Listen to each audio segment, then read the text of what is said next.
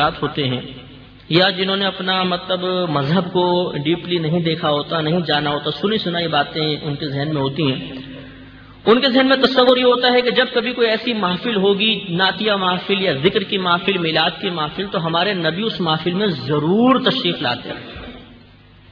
یا ایک کانسیپٹ ہوتا ہے کہ ہم کہتے ہیں یا رسول اللہ، اس کا مطلب ہے کہ ہمارے نبی ہر جگہ موجود ہیں، یہاں بھی ہیں، یہاں بھی ہیں، یہاں بھی ہیں، تو ہم نبی قریب سے پکارتے ہیں یا رسول اللہ۔ یہ ہمارا خیال نہیں۔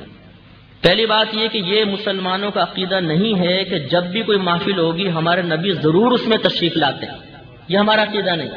ہمارا یہ عقیدہ ضرور ہے کہ اگر ہمارے نبی تشریف لانا چاہیں تو اللہ کی عطا سے تشریف لا سکتے ہیں۔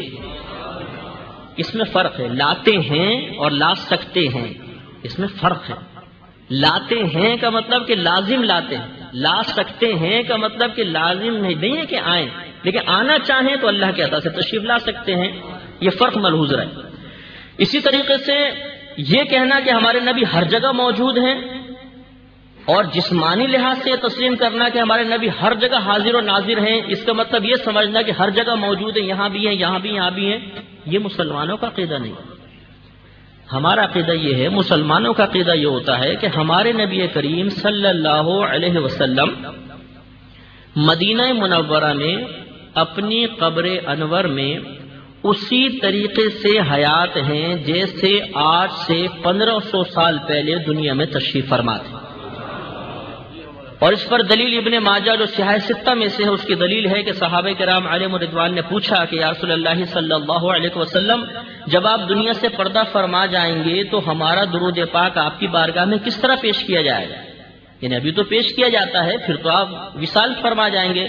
تو نبی کریم صلی اللہ علیہ وسلم کے الفاظ کریمہ کا مفہوم یہ ہے، آپ نے ارشاد فرمایا کہ اللہ تبارک و تعالی نے زمین پر انبیاء علیہ السلام کے اجسام کا کھانا حرام فرما دیا ہے۔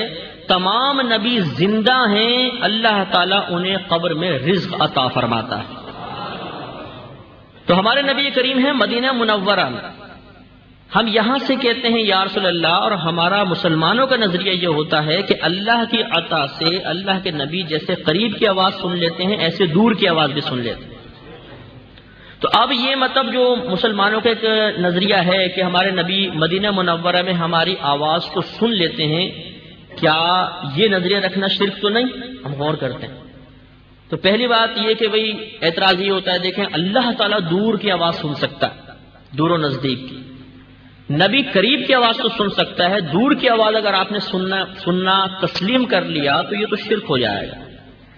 تو اس کا دو طرح ہی جواب دیا جاتا ہے۔ ایک جواب تو یہ ہے کہ اللہ تبارک و تعالی دور کی آواز سنتا ہی نہیں ہے۔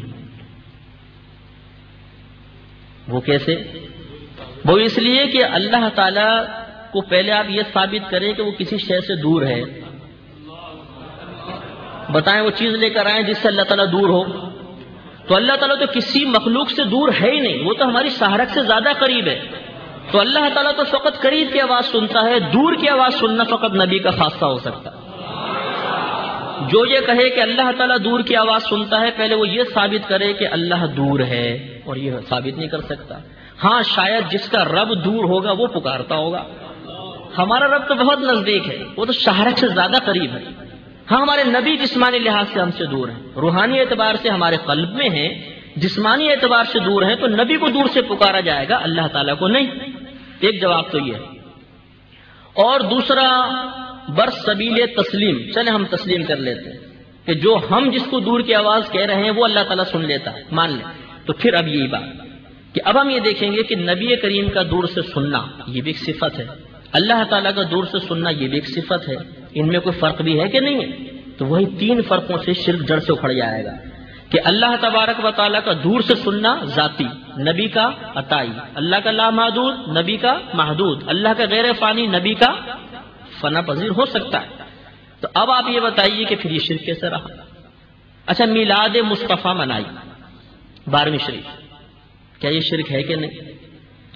تو اب آپ خود غور کریں کہ میلاد پاک میں تو شرک کا شائبہ ہو ہی نہیں سکتا۔ شرک تو اس صورت میں ہو جب اللہ کے لیے بھی پہلے میلاد مان لیں۔ اللہ کی میلاد ہو سکتی ہے؟ میلاد تو اس کی ہے جو پہلے نہیں تھا پھر وجود میں آیا.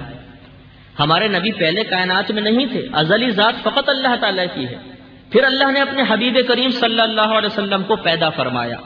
تو میلاد تو اسی کی منائی جائے گی جو پیدا ہوا. تو اگر معاذ اللہ اللہ تعالیٰ بھی پیدا ہوتا اور پھر ہم نبی کا میلاد مناتے تو کہیں جا کے شرک ایک شائبہ ہو سکتا تھا کہ دیکھو جی اللہ بھی پیدا ہوا، نبی بھی پیدا ہوئے، تو اللہ کا میلاد بھی منا رہے اور نبی کا میلاد تو شرکت ہو گئی. حالانکہ یہاں معاملہ یہ ہے کہ نبی پیدا ہوتا ہے، رب تو پیدا فرمانے والا ہے، تو شرک کا شائبہ ہی نہیں ہے. ابھی اتنی مطلب یہ کہ ایک غلط تاثر ہمارے ذہن کے اندر قائم ہو گیا ہے کہ بلا سوچے سمجھے ہم بات کرتے ہیں اور مسلمان کو کافر و مشرک کہہ دیتے ہیں. مسلم شریف کی حدیث پاک ہے، نبی کریم صلی اللہ علیہ وسلم نے ارشاد فرمایا کہ جو کسی مسلمان کو کافر کہے